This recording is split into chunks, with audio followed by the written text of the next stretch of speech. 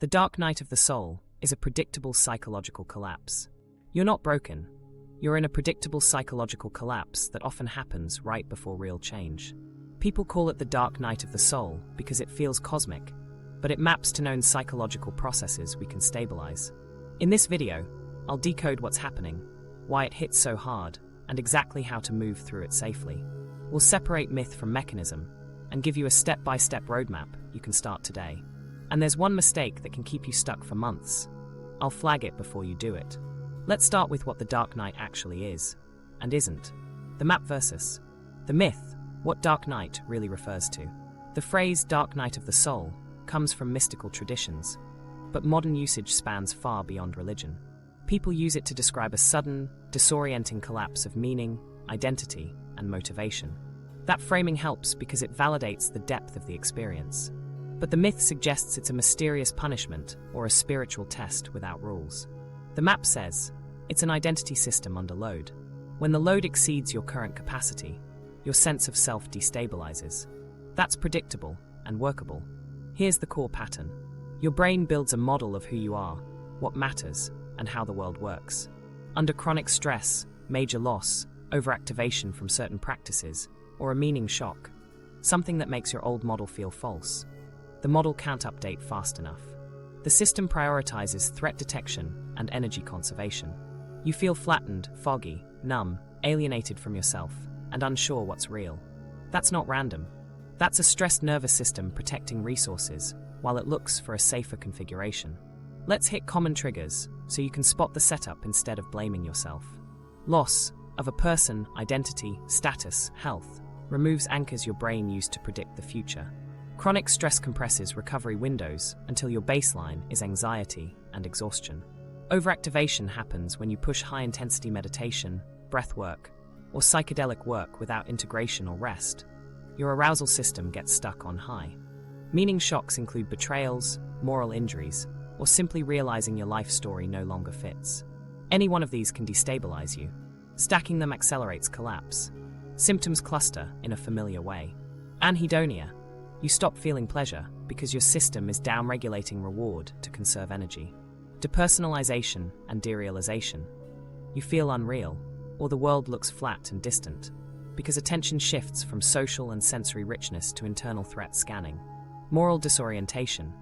You can't trust your evaluations because the old frame is dissolving and the new one isn't ready. Fatigue. Your body diverts power from exploration to survival. None of this means you're broken. It means your system is trying to keep you safe with the tools it has. Why does the spiritual frame help? It normalizes depth. It says, this is big, and you're not alone. It invites humility and patience. But here's where it can mislead, when it hides medical red flags or bypasses biology. If you have signs of severe depression, escalating suicidal thoughts, psychosis, or extreme insomnia, that's clinical territory. Get evaluated. Spiritual language shouldn't prevent you from using sleep hygiene, nutrition, medication when appropriate, or evidence-based therapy. It also shouldn't shame you for using basic stabilizers like carbs, sunlight, and routine while you recover. Now, here's the thing most people miss. The symptoms aren't the enemy. They're signals.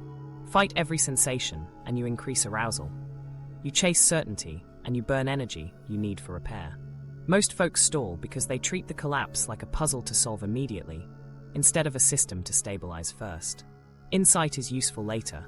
Early on, it's usually gasoline on a nervous system fire. This clicked for me when I noticed the same arc across very different people. Meditators, executives, new parents, caregivers, artists. Different stories, same pattern. Identity under load, system downshifts, meaning dissolves, panic rises, and then a frantic search for a master explanation begins. Therefore, we don't need perfect metaphysics to help you. We need a clear sequence that matches your biology. So what is it not? It's not a sign you failed at healing. It's not proof your practices were wrong. It's not a permanent exile from joy. It's a transition where your nervous system says, we can't carry this the old way. When you accept that, the path opens. When you argue with it, you loop. Here's the shortcut nobody teaches. Zoom out and label the stage. If you're in acute collapse, the job is safety, not revelation. If you're out of the red, the job is gentle reorganization, not a total life overhaul. If you're stable, The job is building capacity and stress tolerance, not chasing peak states. When you slot the right job to the right stage, momentum returns. If you remember nothing else from this section, remember this mental model. It's a map of load and capacity. Triggers raise load. Stabilizers raise capacity. Meaning making bridges the gap after you've stabilized. That's why treating symptoms as enemies backfires. They're feedback on load.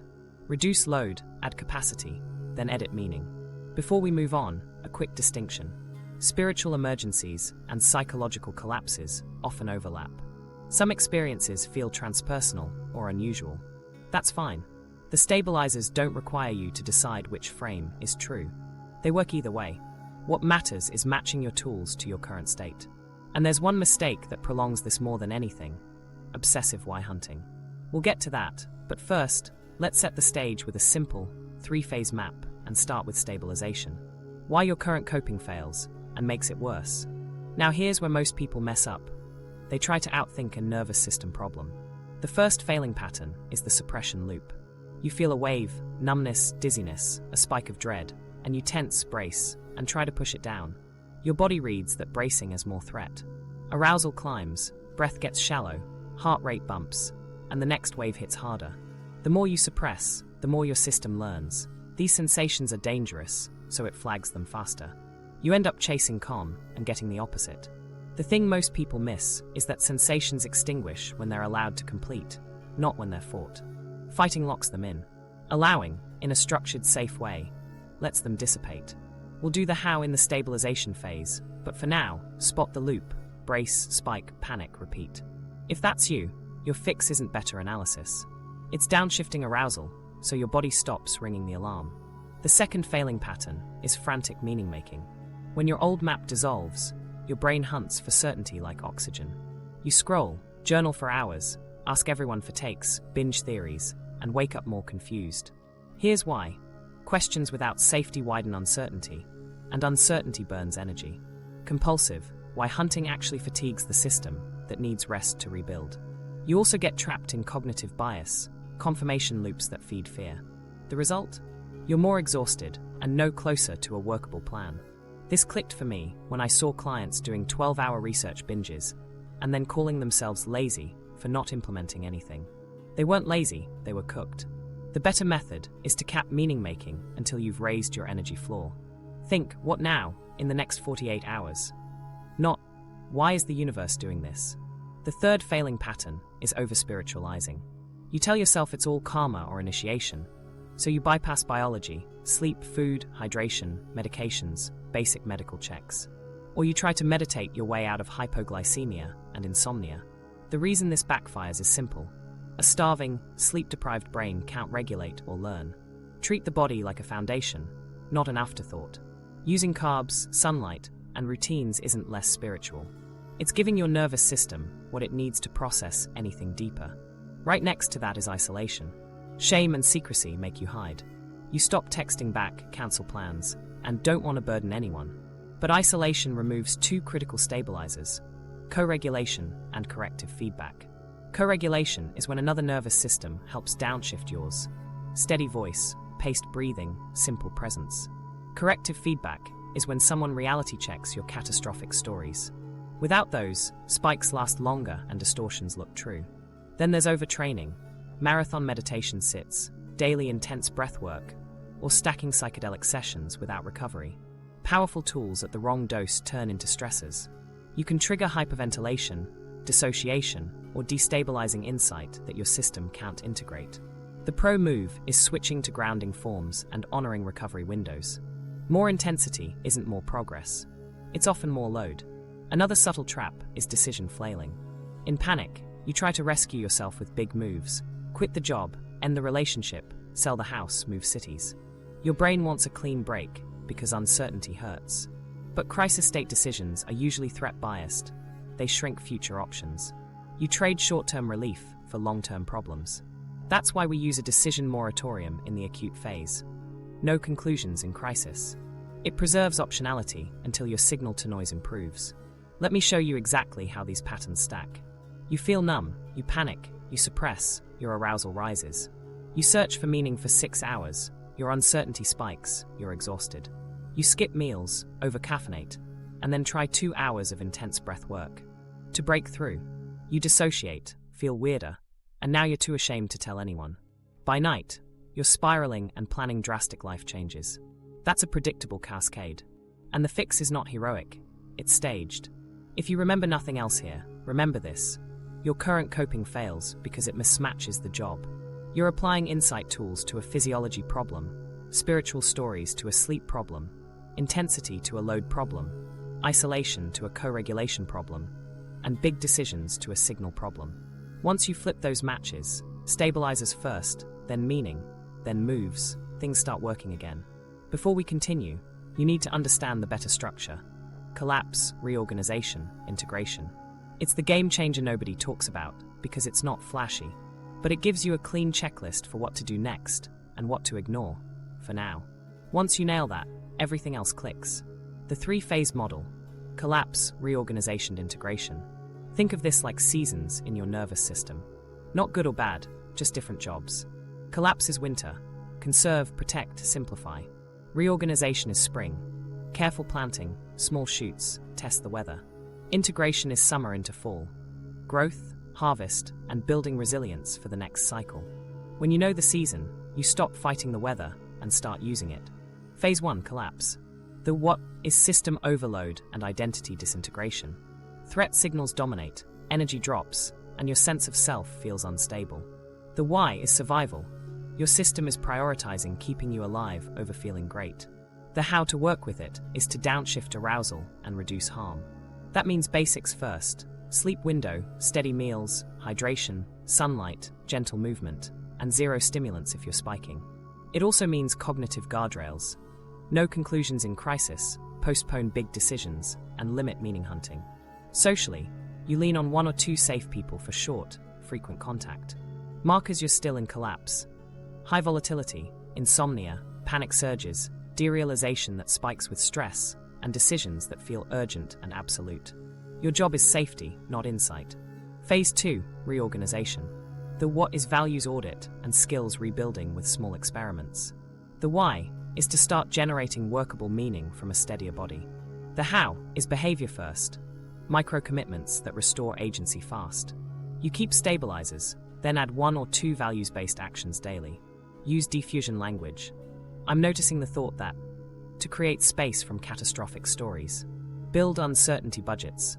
Decide how much ambiguity you'll tolerate today and where you'll buy clarity. Socially, you assemble a 3-tier support: a peer who gets it, a mentor or therapist, and a simple community space. Markers you're in reorganization. Routines hold most days, reactivity is lower, you can do short planned discomforts without crashing, and your curiosity returns in flickers. Your job is gentle meaning repair and skill stacking. Phase 3, integration. The what is new identity coherence with higher stress tolerance. You can carry more load without tipping. The why is to future-proof progress and anchor purpose in action. The how is stress inoculation, planned, graded exposures with recovery windows, plus values to calendar mapping. You don't chase peak states. You build capacity to handle ordinary stress and occasional intensity. Service stabilizes meaning here. Channel your lessons into helpful work, even small. Markers you're in integration. Flexibility under pressure, reduced baseline vigilance, sustained joy that isn't fragile, and a reliable relapse plan. Your job is consolidation, not reinvention. Now here's where most people mess up. They blur the jobs. In collapse, they chase cosmic clarity and blow fuses. In reorganization, they demand perfect purpose statements and stall. In integration, they get complacent and skip recovery, so old patterns creep back. Use the seasons rule. Winter, keep warm. Spring, plant small. Summer, grow and rest. Fall, harvest and store. How do you know you're moving phases versus looping back? Movement looks like shorter spikes, quicker returns to baseline, and fewer all-or-nothing thoughts. You see, and more than all. Your sleep stabilizes enough to learn again. Looping looks like repeated crises from the same triggers, routines that vanish at the first stressor, and compulsive why hunting that resets uncertainty every day. If you're looping, it's not a moral failure. It means the dose is wrong, too much intensity, not enough recovery, or the job is mismatched to the phase.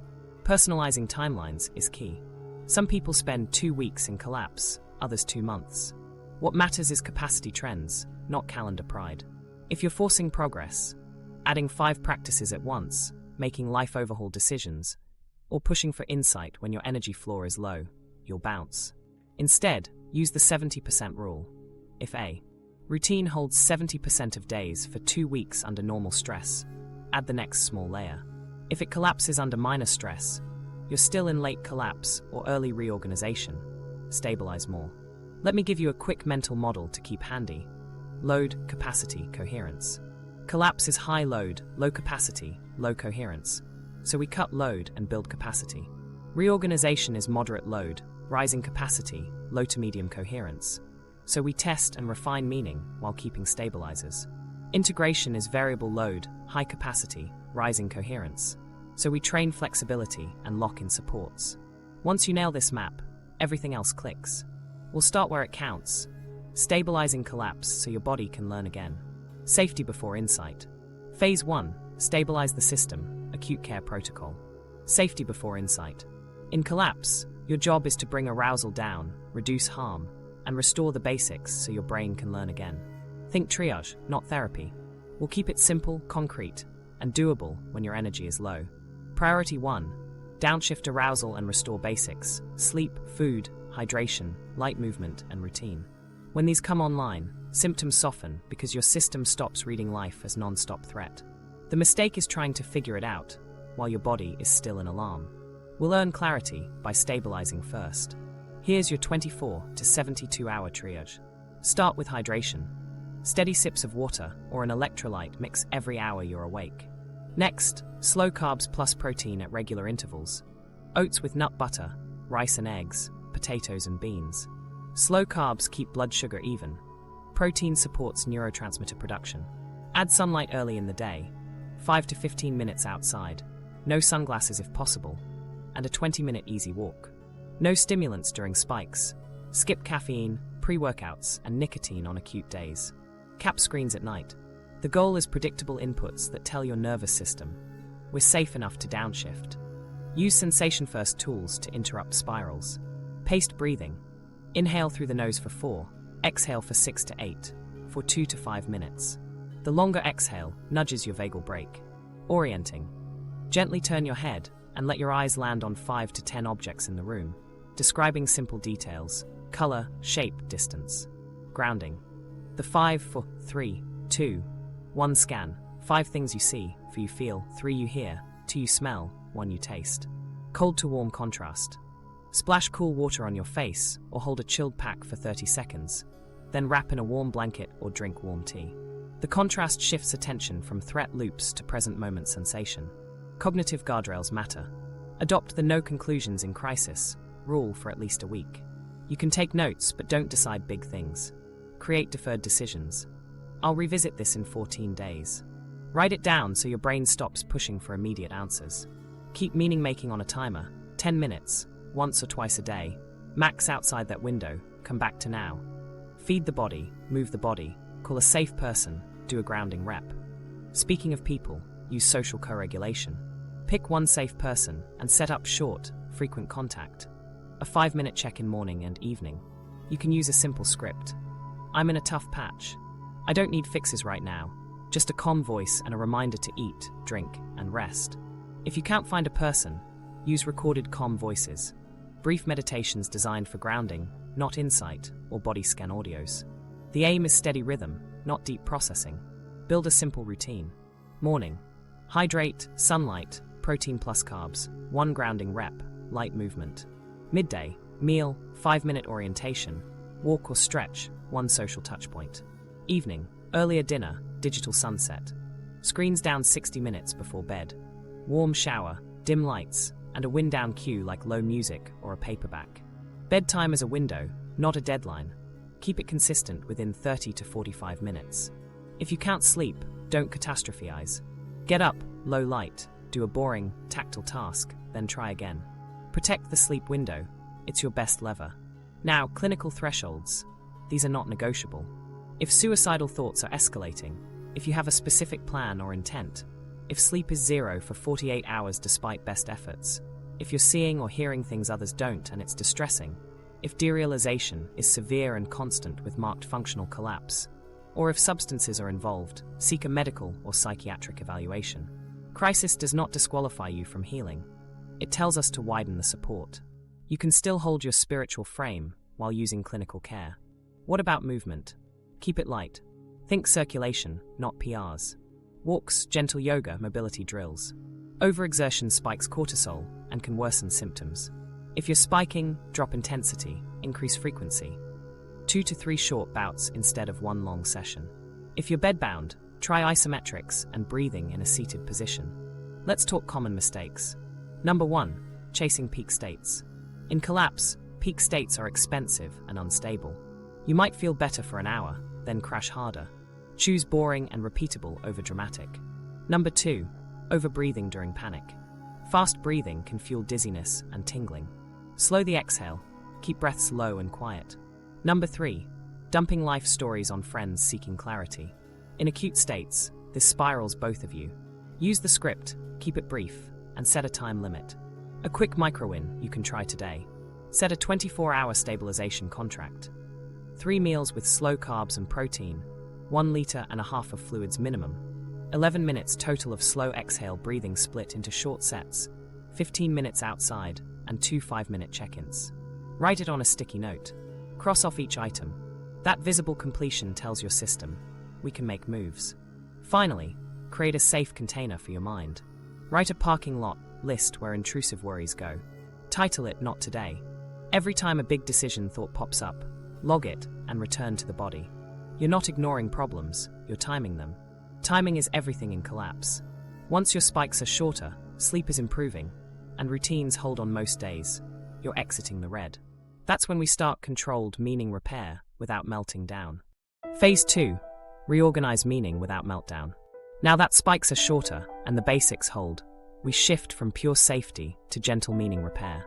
The goal isn't to solve your life. It's to rebuild agency, one small lever at a time, without tipping your system back into overload. Think rehab, not rebrand. Start with a values triage. Keep, curate, discard. Under stress, what still feels true? Name 3 anchors you'd defend even on a rough day. Maybe honesty, care, craft, or learning. Those are your keepers. Curate the grey zone values.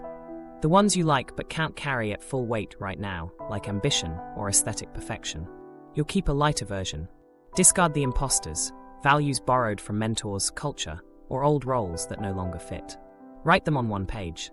This isn't philosophy homework, it's load management for your identity. Next comes behavioral scaffolding. Agency returns through micro-commitments you can actually keep. Pick one daily 5-minute action tied to a kept value. If care matters, text one check-in or prep tomorrow's breakfast. If craft matters, do a single deliberate rep. 30 lines of code, 10 bars of music, 1 paragraph. Stack tiny wins at the same time each day, so your brain starts predicting success again.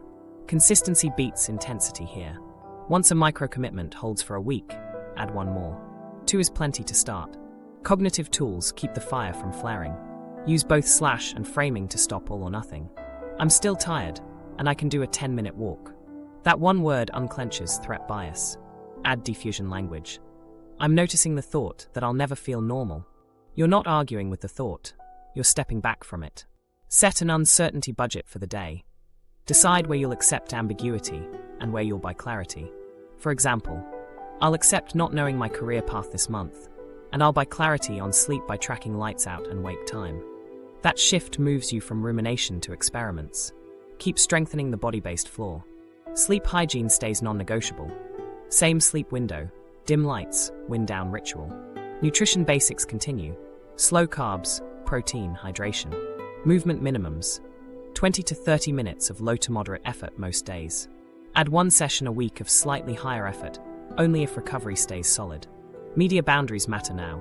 Choose inputs that regulate rather than spike. Long form over doom scroll, paper over late night feeds. If social media is a trigger, use app timers or remove it from your phone during evenings. Build a 3-tier support system. Tier 1, a peer who understands the terrain. Someone you can message with bad day, running the playbook.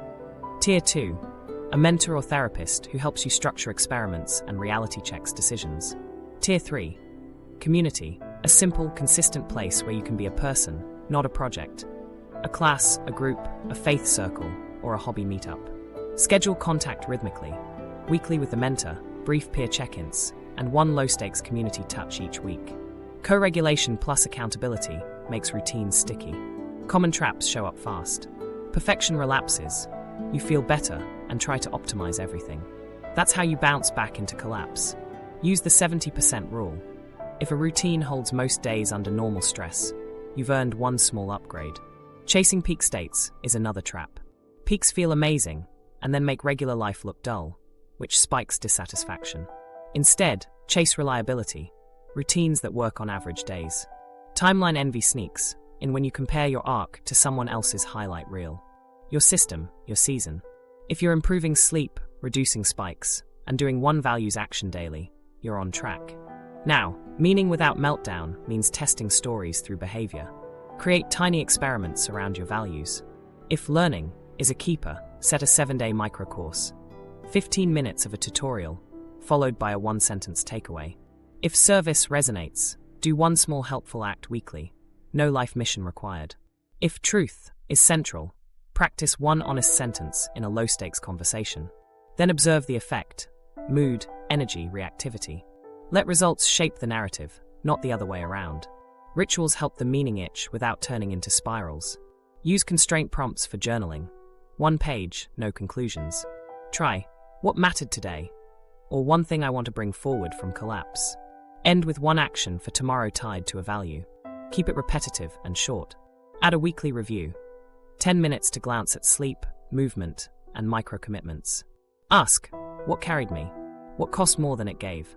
Adjust doses, not identities. This is where both slash and becomes a superpower. You can believe life has a larger arc and still track calories, sleep, and steps. You can hold grief and still enjoy a joke. You can feel unsure about your path and still send the email. Complexity doesn't require chaos if you keep your experiments small. How do you know you're ready to add more? Stress test your scaffolding. Introduce one planned discomfort. A slightly harder workout, a tough conversation, or a small social event. Watch recovery. If sleep, mood, and routines hold, you can add one more layer. If they wobble, drop back a notch. That's not failure, it's calibration. One more guardrail, decision rules. Keep the moratorium on irreversible moves until your routines hold under stress for 2 to 4 weeks. For reversible decisions, set criteria ahead of time. Sleep above 6 hours, anxiety below a certain rating, one peer consult, and decide inside a time window. Decisions are cheaper when conditions are clear. This is where the arc turns. You're not waiting for a thunderbolt. You're building a self that works on a Tuesday. Insight follows momentum. Keep it boring, keep it kind, and keep it small. Phase 3, integration. Building a self that can carry more. Integration is where stability turns into strength. You're not chasing fragile highs anymore. You're building a life that can carry weight without cracking. The goal here is simple. Weave what you learned into how you live, so stress becomes practice, not proof you're broken. Start with identity synthesis. You need a narrative that includes the collapse without glamorizing it. Try this frame. That was my system telling me it needed a different way to carry load. I listened, I rebuilt, and now I operate with better tools. Keep it concrete. Name the capacities you earned: sleep skills, grounding, micro-commitments, decision rules, co-regulation. When your story is ability-based, setbacks don't erase it. They trigger your playbook. Now, stress inoculation. This isn't be fearless. It's graded exposure with recovery, like strength training. Pick 3 domains: physical, social, cognitive, and design small, planned discomforts. Physical. Add one harder session weekly, or finish the last 90 seconds of a workout with steady, nasal breathing. Social. One boundary conversation, or a 45-minute meetup you'd usually avoid. Cognitive. A focused work block with a timer and notifications off. Each dose is deliberate, measured, and bracketed by recovery. Hydration, food, calm breathing, and a wind down. Log your response, sleep quality, next day energy, reactivity. You're teaching your system. We can hold this. Use a values to calendar map, so meaning shows up on schedule. Take your top 3 values and assign one weekly action each, with a day and time. If care matters, block Tuesday evenings for a call or errand for someone you love. If craft matters, block 2 45-minute deep work sessions. If learning matters, block a Sunday review with one small tweak for the coming week. The secret is linking values to time slots, not vibes. If a value isn't on the calendar, it's a wish. Service stabilizes meaning. It doesn't need to be grand. Pick one repeating act that leaves the world slightly better and costs you little. Moderate a forum help thread. Bring snacks to a group. Share a resource list you wish you'd had. Service moves attention from inner monitoring to outward contribution, which often reduces symptom checking and rumination. Keep it sustainable. If it drains you, shrink the scope until it fits. Build a relapse plan before you need it. Write 3 columns: early warning signs, if / then actions, accountability. Early warnings might be doom scrolling after midnight, skipping meals, why me spirals, or cancelling social touchpoints. Pair each with an if / then. If I miss 2 meals, then I'll set alarms and prep simple carbs plus protein. If sleep drops below 6 hours 2 nights, then I'll enforce a digital sunset and skip intensity training.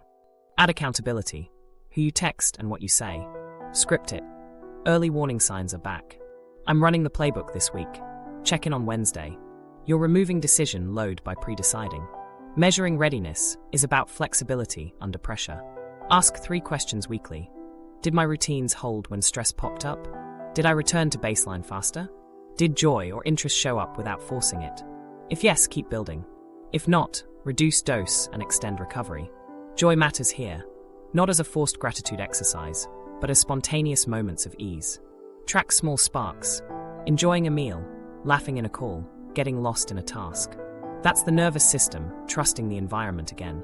Common mistakes in integration: getting cocky, skipping recovery, and graduating from the basics. The basics are your maintenance crew.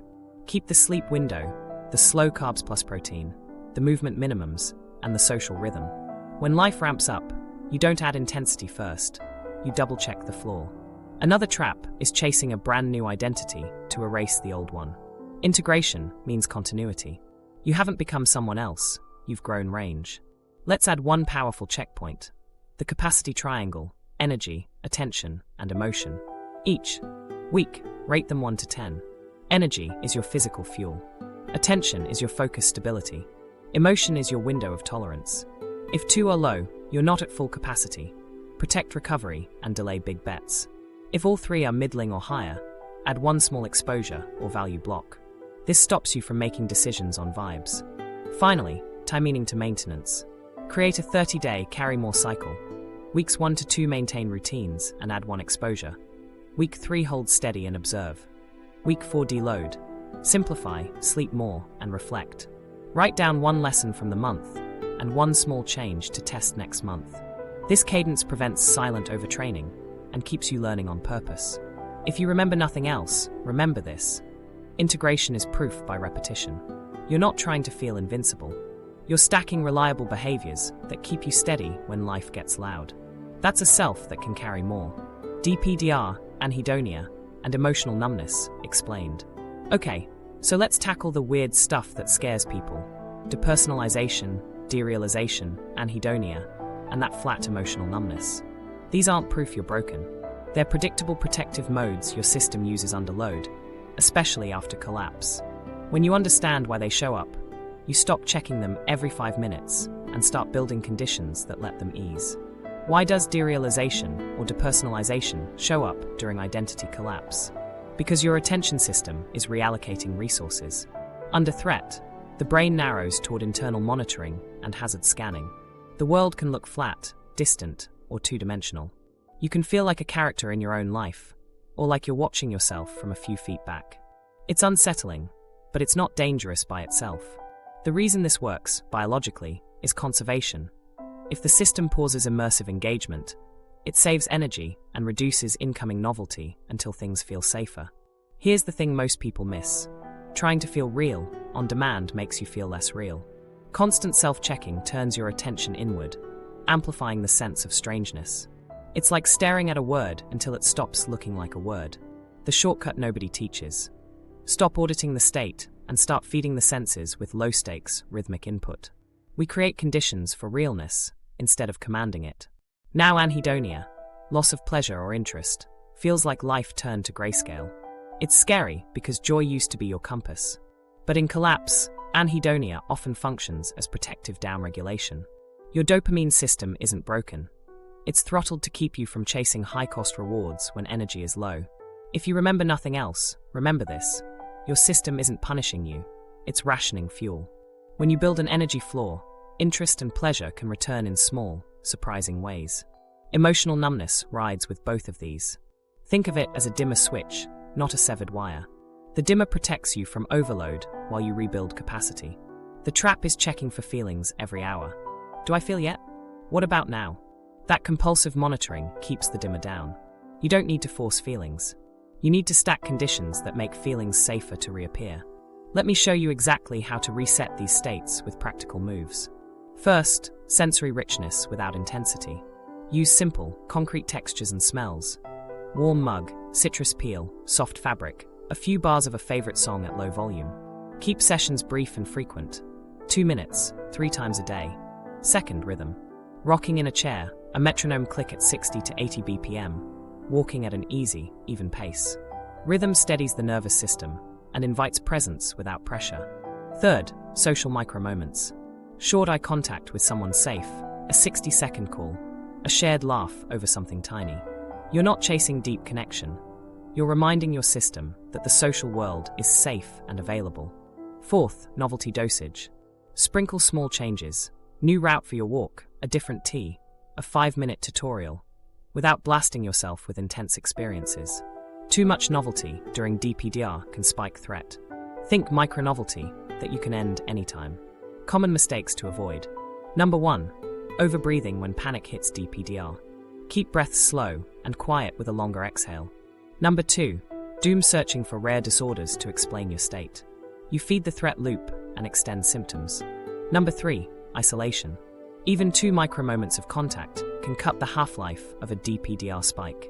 When should you treat DPDR, clinically versus ride it out with support?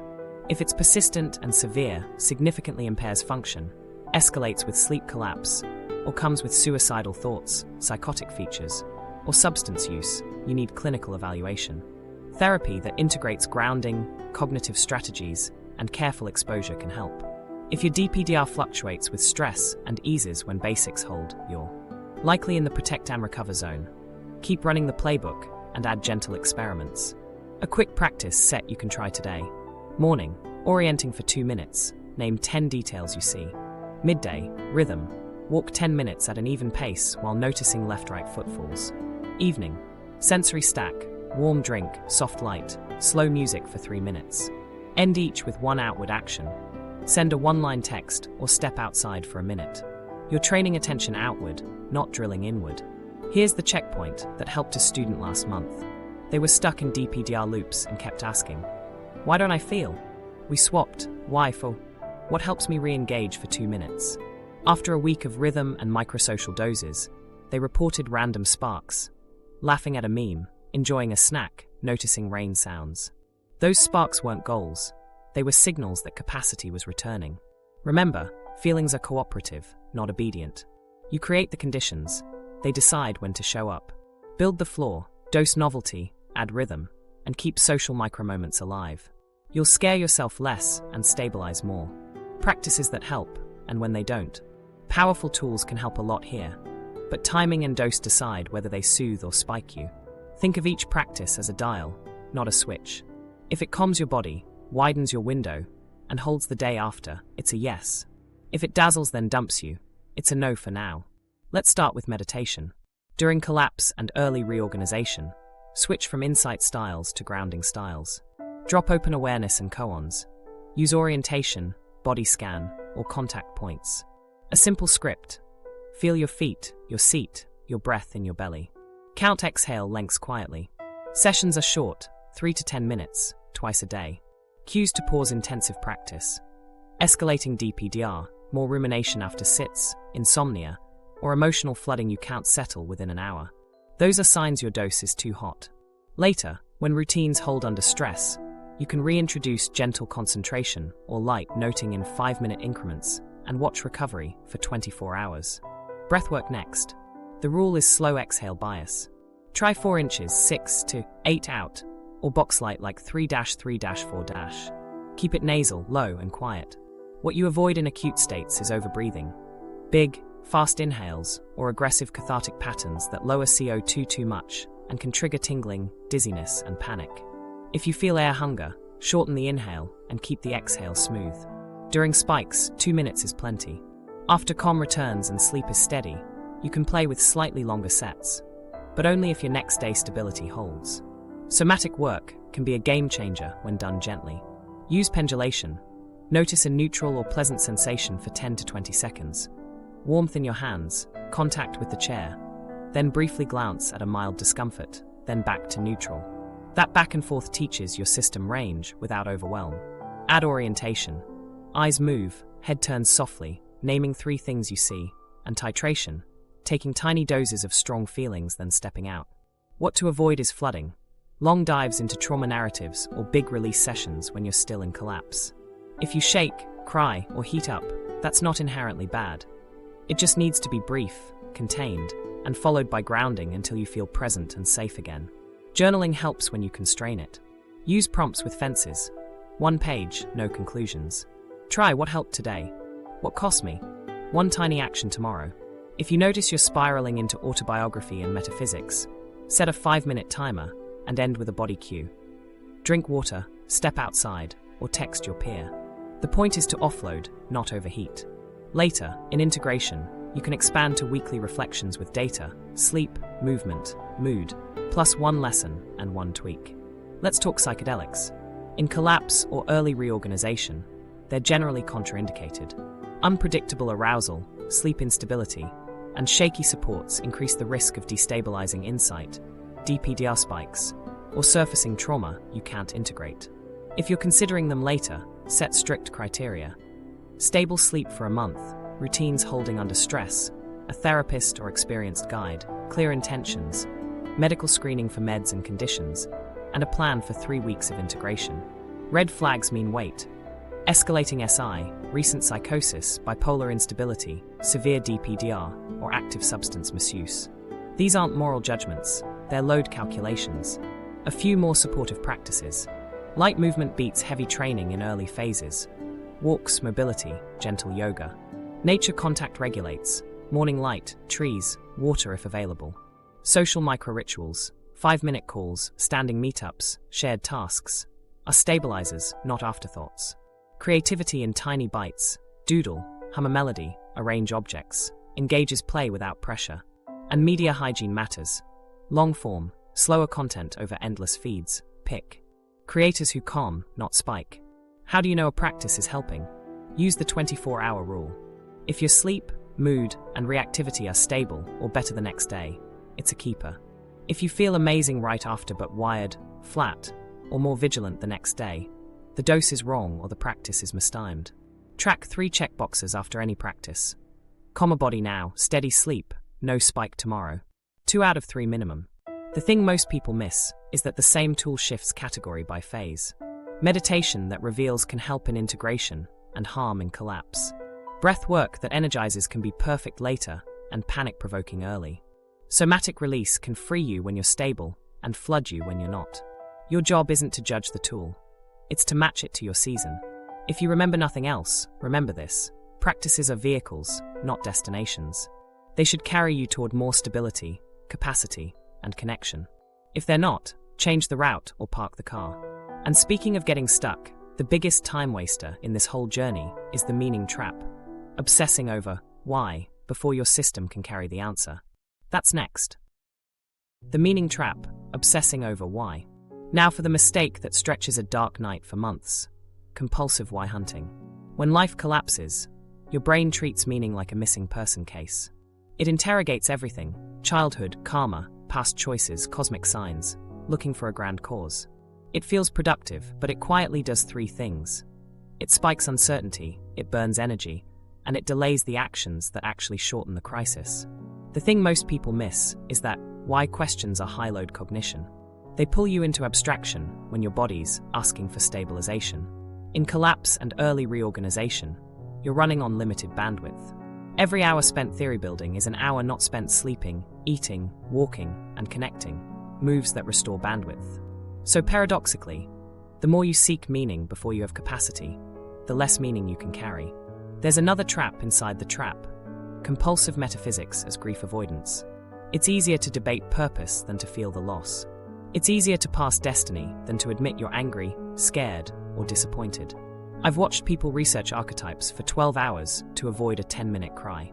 The reason this backfires is your nervous system treats avoidance as proof the feeling is dangerous, so the pressure builds. Here's the shortcut nobody teaches. Meaning emerges from stabilized behavior, not the other way around.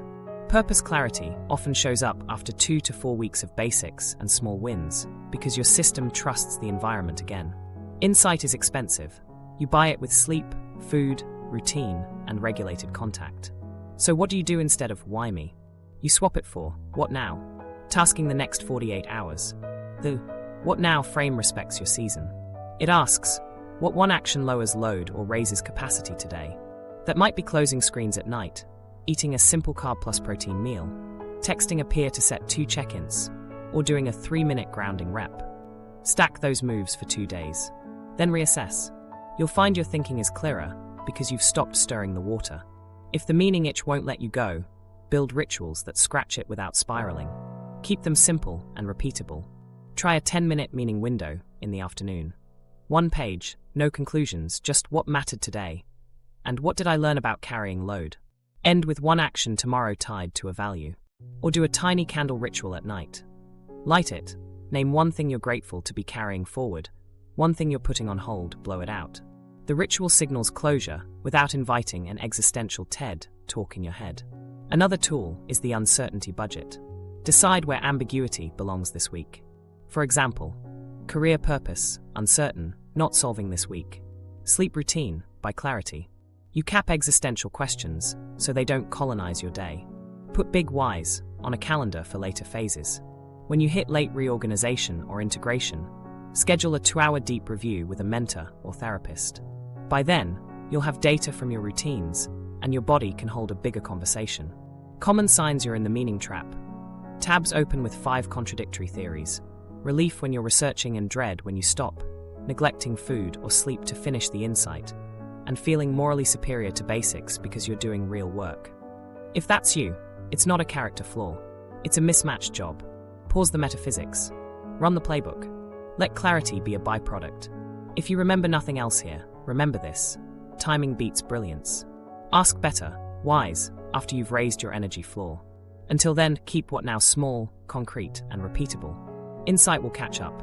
Micro story, from spiral to structure, case snapshot. Let me show you how this plays out in real life. A client I'll call Maya, mid-30s, high achiever, kind of the team's fixer. She'd done a couple of silent retreats and was meditating 90 minutes a day. Then her dad died. She held it together for the funeral. Then her system crashed. Sleep broke. DPDR spiked. She said the world looked like cardboard. Food felt pointless. She called it a spiritual test and doubled down. Longer sits, cold plunges, podcasts at 2x about purpose. For 2 weeks, she lived in the meaning trap. 12-hour research loops. Journals full of theories. 3 coffees to power through, then scrolling at 1 a.m. When she stopped moving, waves of grief showed up, and she'd immediately look for a cosmic lesson to control it. By the time she reached me, she thought she was failing at being awake. We didn't touch purpose. We built an acute care routine. First, a 72-hour stabilization. Hydration on schedule, slow carbs plus protein every 4 hours, morning sunlight, 2 10-minute walks. 0 stimulants. She switched meditation to grounding. 5 minutes of feet, seat, breath, twice a day, with a 4 inches, 7 out breath. We put a 10-minute timer on journaling, constraint prompts only. She wrote a not today list for every big decision thought and parked it. We added 2 5-minute co-regulation calls daily with a friend who agreed to the script. Calm voice, no fixing, remind her to eat. She hated the simplicity. She said it felt beneath the spiritual stakes. I told her, your body is the stage. Right now, the lights are flickering. We fix the lights before we perform. Day 4, sleep hit 6 hours. DPDR softened during walks. The world looked 5% less flat. That was our first signal. Week 2, we added micro-commitments linked to values. She picked care and craft. For care, prep breakfast at night and send 1 check-in text daily. For craft, write 1 paragraph of a tutorial she'd wanted to make at the same time each morning. We set an uncertainty budget. No solving career purpose for 2 weeks. If the thought popped up, it went to not today. She slipped twice, one night of doom scrolling, one attempt at a long insight sit that spiked DPDR. We didn't moralize. We adjusted dose. Earlier digital sunset, back to 5-minute grounding. By the end of week 2, she had 2 consecutive 7-hour sleeps, and the cardboard world had patches of color. She laughed at a dumb video and noticed it. We captured that as data, sparks returning. Week 3, we stress tested with a small exposure, a 45-minute coffee with a friend. Recovery held. We mapped values to her calendar, 2 short craft blocks, 1 service act. Moderating a forum thread for beginners in her field. She wrote her relapse plan and told her friend the script to text if early warnings showed up. Here's the lesson Maya named later. Nothing changed until my behavior did. Insight only made sense once my body could hold it. That's the shift, from spiral to structure. You don't outthink collapse. You scaffold out of it. Personalization. Pick your levers, temperament and lifestyle. Everything we've covered works better when it fits your wiring. 2 people can run the same plan and get opposite results because their levers differ. So let's tune this to temperament, biology, and life constraints. Start with your threat, novelty dial. If you're a sensation seeker, novelty calms you when it's dosed right. You'll benefit from micro-exposures earlier. New routes, small social risks, slightly higher workout intensity. Because boredom spikes your system more than challenge. Your guardrails. Keep exposure graded, bracket with recovery, and avoid stacking 3 novel things on one day. If you're a threat avoider, predictability is medicine. You'll use repetition and routine as anchors. Same breakfast, same walk loop, same call time. Then add novelty with a dropper. 1 tiny change per week. Your guardrails. Don't let safe become stuck. Schedule micro-novelty you can stop anytime. Introvert. Extrovert matters for co-regulation. If you're introverted, aim for fewer, deeper touchpoints. 1 trusted person, short calls, shared quiet activities. Use asynchronous connection, voice notes, texts, so you control timing. If you're extroverted, you need more frequent, lighter contacts, brief check-ins, co-work sessions, group classes. Your trap is overstimulation. Cap duration, and keep 1 recovery block after social time. Body clocks are not personality, they're biology. Night owls aren't broken, they still need light cues. If you're late shifted, push light earlier by 10 to 15 minutes a day, anchor breakfast protein within an hour of waking, and move heavier tasks to your natural mid-afternoon peak. Early birds. Protect your evening wind down and avoid intense debates or screens after dinner. Your sleep is your superpower. Track your sleep window and energy floor. Adjust slowly. Hormones and meds shift the terrain. If you menstruate, plan exposures away from your lowest energy days and front-load recovery in the late luteal phase. If you're on psychoactive meds, coordinate with your prescriber, especially if you're changing sleep, caffeine, or exercise. None of this is moral, it's load management. Work and family constraints force minimum effective dose routines. Parents and caregivers. Think tiny stacked anchors, 60-second breathing while the kettle boils, a 10-minute walk pushing a stroller, prep carbs plus protein in batches, and 2 5-minute texts a day. Shift workers. Prioritize light exposure at shift start, blackout shades post-shift, and a wind-down ritual that doesn't rely on screens. High-demand jobs. Time block values actions like any meeting, and use 25-minute focus sprints with a 3-minute downshift between blocks. Build your energy floor before chasing peaks. Energy floor means you can do your basics most days without debt. Measure it with 3 dials: sleep consistency, meal timing, and movement minimums. If any 2 are unstable, you're still building the floor. Hold off on big goals. When the floor holds, you can add 1 ambition lever, a harder workout, a new project sprint, or a small social. Stretch. Pick your levers by category, not mood. Choose 1 from each: regulate, breath, or orienting. Restore, sleep window or nap cap. Refuel, protein plus slow carbs. Relate, peer text or call. And re-engage, 5-minute value action. That 5-pack covers most days. Personalize the flavor, quiet or social, indoor or outdoor, analytic or tactile. But keep the categories intact. Finally, use a weekly calibration. Ask, what gave me more than it cost? What cost more than it gave? What tiny change would make next week 10% easier? Change doses, not identities. If nature calms you, schedule it. If mornings are chaotic, move grounding to midday. If music regulates you, put a 3-song ritual before hard tasks. Make your plan boringly yours. 14-day stabilization and reorg plan, action blueprint. Here's your 2-week blueprint to get out of the red and into steady ground. It's simple by design. Follow the plan as written, then personalize after day 14. Week 1 is about the basics. Pick a consistent sleep window, same lights out, and wake up within 30 to 45 minutes. The goal isn't perfect sleep, it's predictable signals. Get sunlight within an hour of waking. 5 to 15 minutes outside, eyes open to the sky, then a 20-minute easy walk or mobility. Eat carbs plus protein at regular intervals. Breakfast within 60 minutes of waking, lunch 4 to 5 hours later, dinner 3 to 4 hours before bed. Think oats with nut butter, eggs and rice, beans and potatoes. Slow carbs for stable blood sugar and steady energy. Add 2 grounding reps per day. Morning, 2 to 3 minutes of 4 in, 6, 8 out breathing while feeling feet and seat. Evening, 5, 4, 3, 2, 1 grounding or gentle orienting. Name 10 details in the room. Keep both short. They're dials, not deep dives. Build 1 social touchpoint daily. 5 minutes max, use the script. Rough patch today, not looking for fixes. Can you say hi and ask if I've eaten and hydrated? That's co-regulation, not therapy. Set a no big decisions rule for the whole week. Write a not today list for any life overhaul thought and park it. Cap caffeine to 0 if you're spiking. 1 cup before noon if you're steady. Cut alcohol entirely. It wrecks sleep architecture. Screens down 60 minutes before bed. Dim lights, warm shower, paperback or low music. If you can't sleep after 20 minutes, get up low light. Do a boring tactile task, then try again. Your daily checklist in week 1. Sleep window held. Morning light, 1 20-minute walk, 3 carbs plus protein meals, 1.5 to 2 liters of fluids, 2 grounding reps, 1 5-minute social touchpoint. No big decisions, digital sunset. Cross off each item. Visible completion calms your threat system and rebuilds agency. Week 2 layers gentle meaning and structure without melting down. Keep all week 1 basics. Add 1 values microtask daily. 5 minutes tied to a kept value. If care matters, prep tomorrow's breakfast or send a check-in.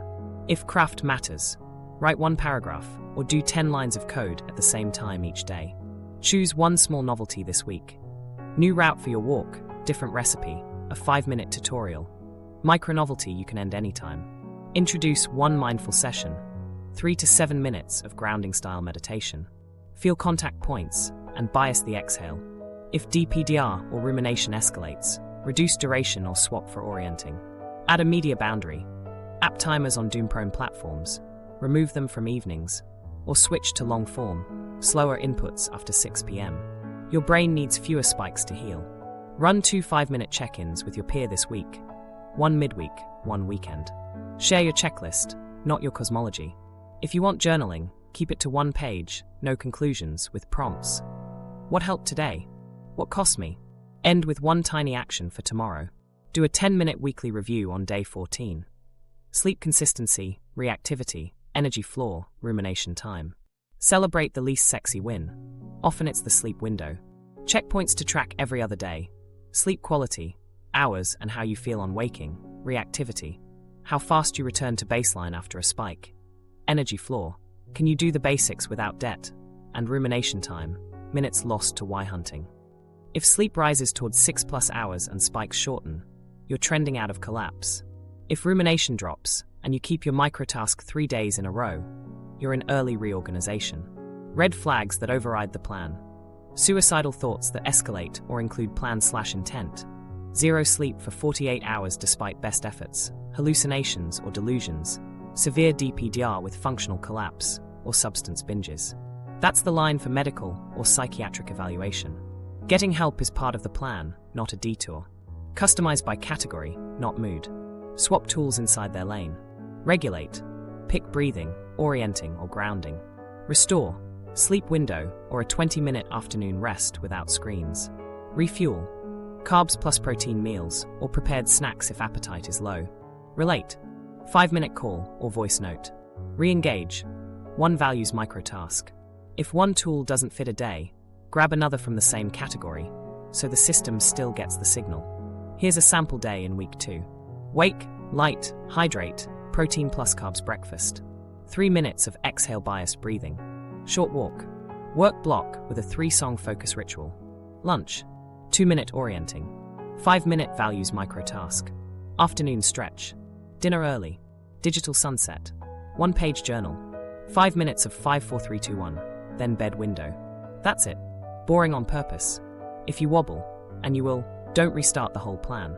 Reset the next block. Hydrate now. Eat a simple meal. Do a 2-minute grounding rep. Send a 1-line text. And recommit to the sleep window tonight. Progress is measured in shorter wobbles and faster returns to baseline, not spotless streaks. Day 14 arrives. If basics hold and you've kept 1 microtask most days, you've earned a small exposure next week. 1 harder workout finisher, 1 boundary conversation, or a 45-minute social plan, bracketed by recovery. If things are still shaky, run another 14 days of basics. The season decides the dose. Keep it small, repeatable, and timed. Insight will chase you once your body trusts you again. Rapid fire FAQ. Your top fears answered. Am I going crazy? Probably not. What you're describing, spikes of panic, DPDR, anhedonia, moral confusion, fits a collapse pattern, not psychosis. Psychosis usually includes fixed delusions or hallucinations that don't reality test and clear impairment in daily function. If you're unsure, get assessed. Clinical checks don't cancel your spiritual frame. They widen support. Will this last forever? Dark nights feel endless because time perception warps under stress. Most people shorten the arc by stabilizing basics, limiting why loops, and adding micro-commitments. You're looking for trends, better sleep, shorter spikes, small enjoyment sparks. Those are the early exits. If weeks pass with zero change or safety risks rise, escalate care. Should I quit my job or relationship? Not in collapse. Use a decision moratorium for irreversible moves while you stabilize. For reversible choices, set pre-decided criteria. Minimum sleep, anxiety below a threshold, 1 peer consult, and a time window. If after 2 to 4 stable weeks, the same misfit persists, design a staged experiment. Reduce hours, trial separation, role shift, rather than a cliff dive. Do I need a spiritual teacher or a therapist? Maybe both, but match the job to the season. In collapse, pick a clinician who understands stabilization, DPDR, sleep, and pacing. Add a trauma-informed or contemplative-aware guide later to help meaning-making without flooding. Vet for scope. Ask how they handle sleep collapse, derealization, and decision moratoriums. If someone dismisses basics or pushes intensity during instability, pass. What if I relapse? Relapse isn't a verdict. It's data about dose and recovery. Run your if/then playbook. Sleep window first, carbs plus protein, hydration, exhale-biased breathing, orienting, 2 short co-regulation calls, and media boundaries. Tell your accountability person you're running the plan, and set a check-in date. Reduce exposures until baseline returns. Why do I feel worse when I meditate now? Because insight-style practice increases interoception and uncovers material your system can't yet carry. Switch to grounding forms, shorten sessions, bias the exhale, and add orienting. If sits keep spiking you, pause formal practice and replace with sensory and rhythm reps until sleep and mood are steady. Is breathwork safe? Gentle patterns are. Over-breathing or cathartic styles can push you into alkalosis sensations, tingling, dizziness, that mimic panic. In collapse, keep it slow, nasal, quiet, with a longer exhale. Use the 24-hour test. If sleep or next day stability worsens, the dose is wrong. How do I know if this is depression versus a spiritual dark night? They can overlap. Look at function, duration, and safety signals. If persistent low mood, anhedonia, sleep disturbance, and hopelessness run most days for weeks with impairment, consider a clinical evaluation. You can hold both frames. Treat depressive symptoms while respecting the existential layer. What about meds or supplements? That's between you and a prescriber. Sleep and nervous system stabilization often open the door for everything else, including meds if indicated. Avoid DIY stacks during collapse. Changing too many variables muddies signals and can worsen sleep. Is DPDR dangerous? It's distressing, not dangerous by itself. It's a protective mode that often eases as basics return. Treat red flags, severe impairment, psychotic features, escalating SI, or substance use as reasons for urgent care. Otherwise, shift from checking to conditions. Rhythm, sensory richness, social micro-moments, and micro-novelty. How do I talk to loved ones who don't get it? Keep it concrete and behavioral. I'm in a stress collapse. I'm running a 2-week stabilization plan. Sleep window, meals, walks, short calls. The best help is brief check-ins and reminders to eat and rest. No big decisions right now. Offer one specific ask and a time window. What's the fastest lever? Sleep regularity. Everything costs less when sleep improves. Pair it with steady meals and exhale-biased breathing. Then add one values microtask daily. That combo shortens the arc for most people. Key takeaway. You're not cursed. You're in a predictable collapse you can stabilize, reorganize, and integrate by matching actions to your season and tracking capacity over time. Save this, run the 14-day plan, and then watch the DPDR deep dive next to handle symptom spikes. Subscribe to Unplugged Psychology for grounded tools that respect your spiritual side and give you a clear, repeatable path forward. How to use this map without overwhelm. Let's land this with clear expectations so you know what you're getting and how to use it. This guide is designed to be actionable and paced for nervous system safety. Use it as a navigation tool, not a stopwatch. Here's the map you've been following and how to apply it without getting overwhelmed. Opening. Fast hook, clear promise, and we jump straight into the work. No fluff, no lecture, just context so you know what this is and why it matters. The map versus myth. We separate the mystical label from the psychological mechanism. This isn't cosmic punishment. It's a predictable identity collapse under load. We named common triggers, symptoms, and how to respect spiritual framing while not missing medical red flags. Why your coping fails. How suppression, frantic meaning-making, bypassing biology, isolation, and overtraining turn a rough patch into a prolonged crash. You learn the patterns to stop doing, so you stop feeding the fire. The 3-phase model: collapse, reorganization, integration. You got phase markers, how to recognize when you're looping, and how to personalize timelines without forcing them. This is your navigation system. Phase 1: stabilize, acute care protocols, downshift arousal, restore basics, 24 to 72 hour triage, sensation-first tools, cognitive guardrails, co-regulation, and clinical thresholds. This safety before insight section shortens the arc more than anything else. Phase 2: reorganize. Values triage, micro-commitments, diffusion, uncertainty budgets, body floor routines, support tiers, and trap detection. You rebuild agency with small levers that don't tip you back into overload. Phase 3: integration. Identity synthesis, stress inoculation, values to calendar mapping, service as stabilizer, relapse plans, and readiness markers. You turn stability into durable capacity. DPDR, Anhedonia, Numbness. Why they show up and how to stop checking and start creating conditions for re-engagement. Sensory richness, rhythm, social micro-moments, and micro-novelty. You learned when to ride it out and when to seek clinical help. Practices that help, and when they don't, meditation shifts from insight to grounding early. Breathwork goes slow exhale bias. Somatic work uses pendulation and titration.